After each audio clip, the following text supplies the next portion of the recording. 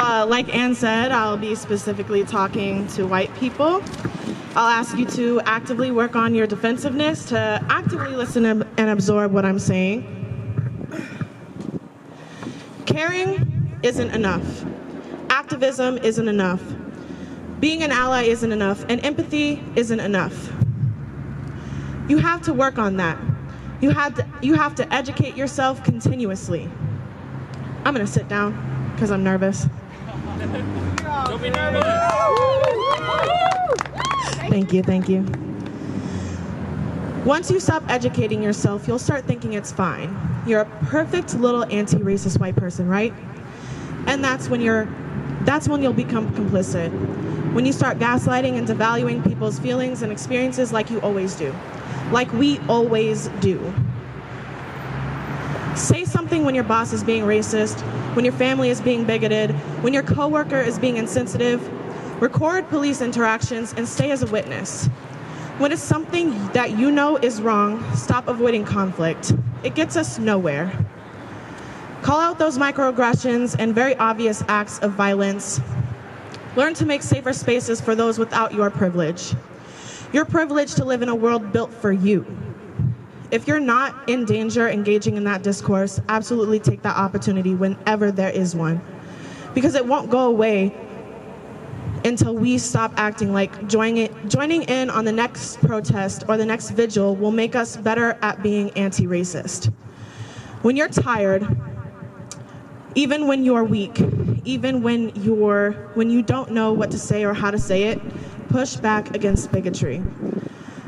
This oppressive system is in all aspects of our lives. Black people don't get a break from being oppressed.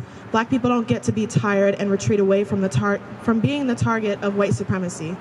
So you fight against your own entitlement and do something. Say something, because it has to be said. The cops won't stop killing and people won't stop being violent. So we learn to take initiative while educating ourselves and being a part of the movement. Stop making Black people hold your hand and do the brunt of the work. Stop making them do this for you. Stop making them do emotional labor to tell you what to say or what to read when they have that info out at our fingertips.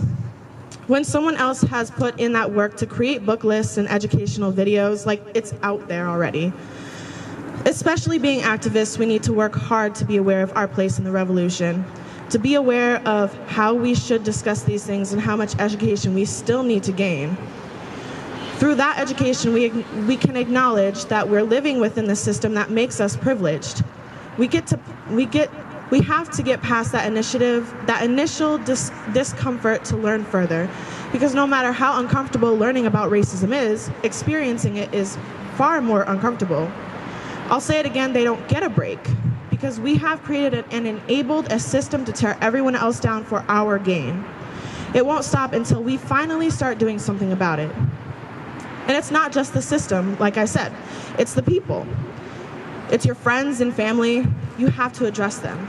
You have to push back when they support fascism and fascist leaders who use Blackness as a pawn in their race towards world control. Push back when you notice their comfort is more important than our progression.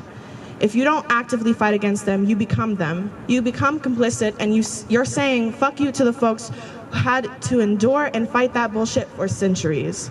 You're saying that you don't care. We must combat white supremacy and stay educated, because this won't stop.